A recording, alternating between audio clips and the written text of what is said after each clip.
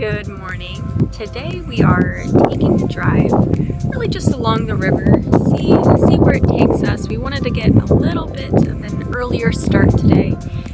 It's not that early, it's like 8 a.m. but it's still nice to get out and about. We've been battling some wind, so this morning isn't so bad. And we're just here on one of Kampot's beaches along the riverside, so really lovely start to the day.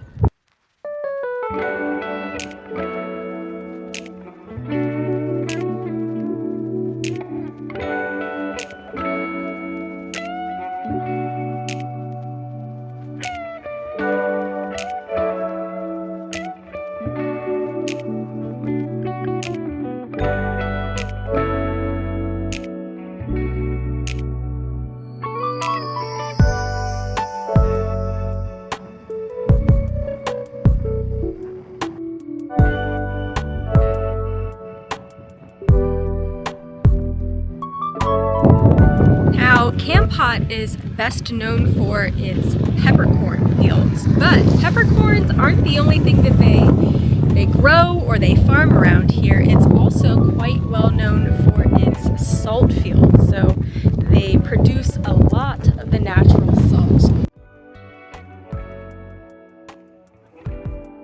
Just outside Kampot, the landscape stretches flat and wide. Mirrored pools reflect the sky, divided by narrow earthen ridges. These are the salt fields, where seawater is channeled in, left to evaporate under the heat of the sun, and slowly salt begins to crystallize on the surface.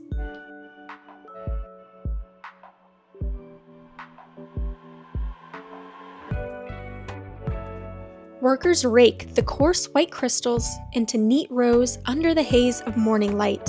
It's quiet out here. Just the sound of footsteps in shallow water and the creak of shoulder poles under the weight of the salt.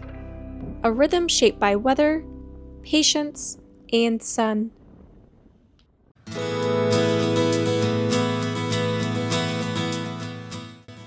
After visiting the salt fields, we headed toward the coast to see something completely different, the mangrove forest.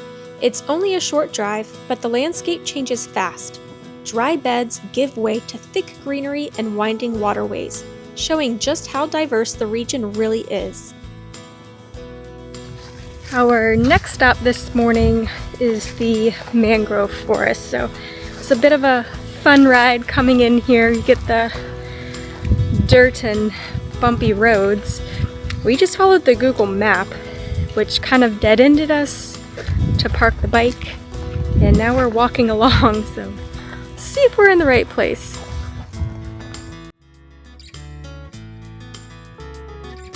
Tangled roots rise from brackish waters and the air is thick with stillness in the mangrove forest. These trees aren't just beautiful, they're vital. Mangroves protect the coastline from erosion, shelter young fish and crabs, and absorb carbon from the atmosphere at an incredible rate. Every twisted trunk, every rustling leaf plays a part in keeping the ecosystem in balance. It's a reminder that sometimes the most essential places are the quietest ones. Driving through the fields right now and you can get quite up close to the salt fields, and I don't think it'll come out on the camera, but it's sparkly, right? It's sparkling in the sunlight. It's really pretty.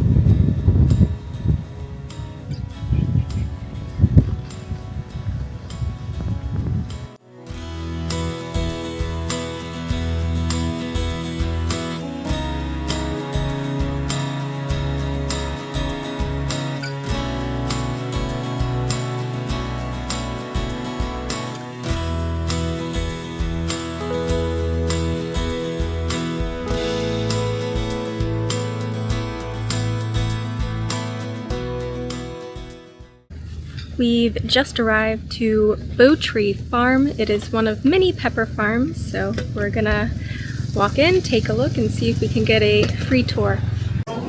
Maybe you can rest like maybe 10 or 15 minutes. That's fine, yeah. We can get you for a tour. Okay, that's great. Thank you. Would you like to sit over? When we got here, we were invited to come in and take a seat. She said it might be about 10 or 15 minutes, and then we can do a tour. They do have a restaurant on site, so we were asked if we want anything to drink. And if you'd like to eat, then that would be an option for you as well. Bowtree Farm is one of many pepper farms in the Kampot region. It was started in 2011, but it takes about 4 years for pepper vines to mature before they can be harvested each year, typically between February and May. Kampot pepper farming follows strict rules. Plants must be grown without pesticides and according to traditional methods. From a single plant, the farm produces red, black, white, and green pepper. The difference isn't the plant, it's when the pepper is picked and how it's processed afterwards. And we have the green pepper beers, and we just put them in water for 20-25 minutes, and then we dry them over there In the sun. in the sun for 5 to 7 days. Okay. And then the green pepper will turn black. And that's the more traditional black Yeah, that's peppercorn, the most popular one. And with the red one, it's the same process, but they will still be red in the end. Interesting. Never seen? Have I? Don't remember seeing red pepper anywhere. Red pepper is very good for sweets. Like Interesting. chocolate, red pepper ice cream. Yeah. I had that now then. Here in Cambodia, they have also mango, and then they have chili and red pepper, and they just put it, and then they eat it. Very spicy, but very good. Yeah, I can imagine that. That's something you had when at the kid. Maybe. A mango sour with a bit of spice. Yeah, probably. Yep. And then we have the orange and yellow pepper beers, and we just put them in normal water for 48 hours, and then they go over that and peel the skin off with a brush. So that's also why white pepper is more expensive Yes. than the other one, because it takes a lot of time, and you have to do it also with your hands. It does have a different taste though. Yeah, definitely. It's very good for fish or soup or cheese. Yeah. Yeah, I like It's white not pepper. so spicy anymore. Yes. I think because they use it when they don't want to destroy the real taste Sure. of a meal like cheese, because it has a very tasty. And it's just more an add-on. Yes. Yeah. They also grow turmeric here. Bright orange roots with an earthy, slightly citrusy scent that hits you as soon as you walk in.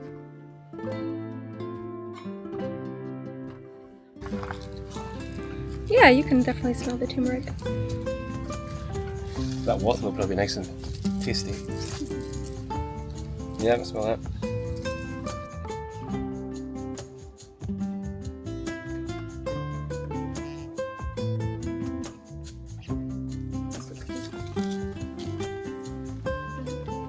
A bit like strawberry. Okay. It doesn't taste like a strawberry. No. though. It's the skin. Yeah, just take a little bit because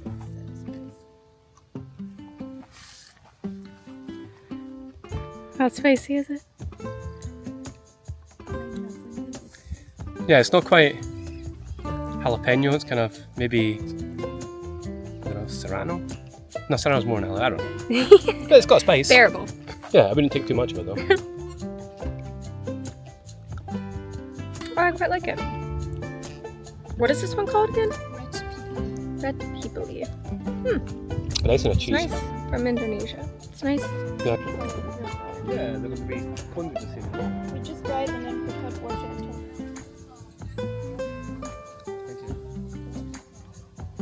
top. That's quite a light tea, isn't it? It's not really. It doesn't have the spice of the pepper, but it has a nice flavor to it. Yeah. So it's just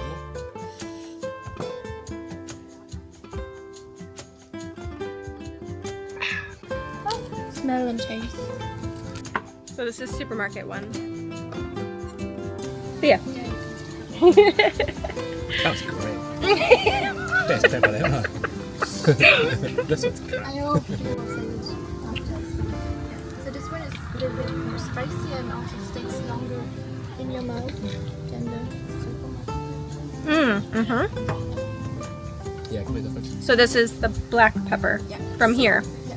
So It's really nice flavor. and then we'll Yeah. Very different taste down there.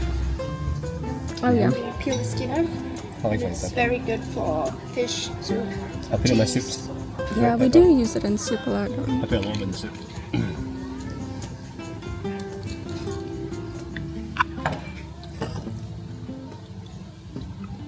Doesn't taste so good without soup though.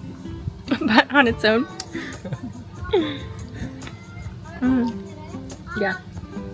More mild. Yeah. Tastes nice though. I like that.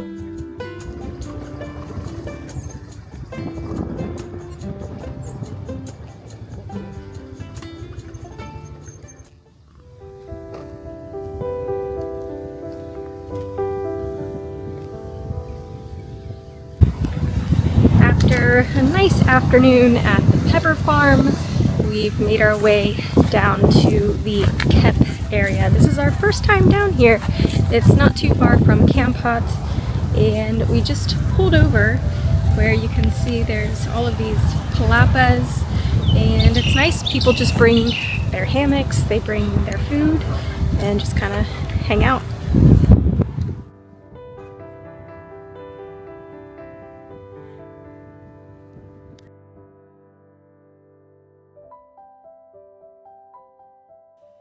Once a popular seaside retreat during the French colonial era, Kep is now a quiet coastal town known for fresh crab, ocean views, and faded villas from another time. It's a small place with a lot of stories hidden in the stillness.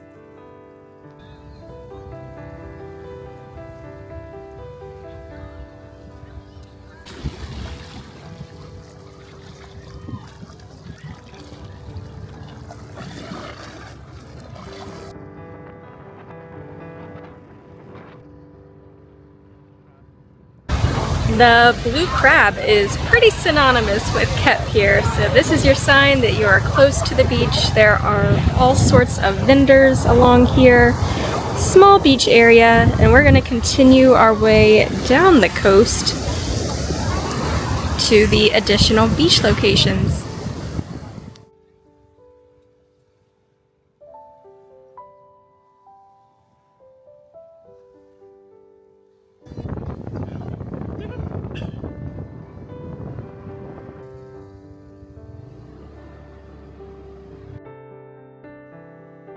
There isn't much to do in Kep, but sometimes that's the point.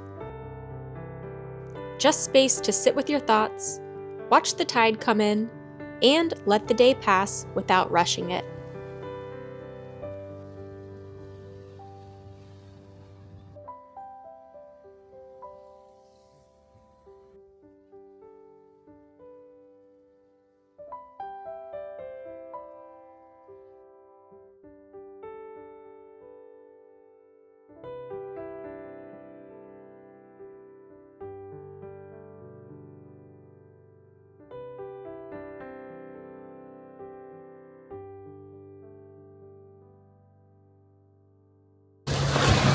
There are loads of little restaurants down here where you can get some food. They have hammocks in the huts, and yeah, life seems pretty good here. 5 day trips, all starting from the same quiet town. Salt fields shimmering in the sun, mangroves twisting towards the sea, pepper farms and beaches. None of them rushed, all of them close. The kind of places that don't ask much, just that you slow down long enough to notice. After a month in Cambodia, that's what we'll remember the most. Not what we saw, but how it all felt, like time stretching out, just enough.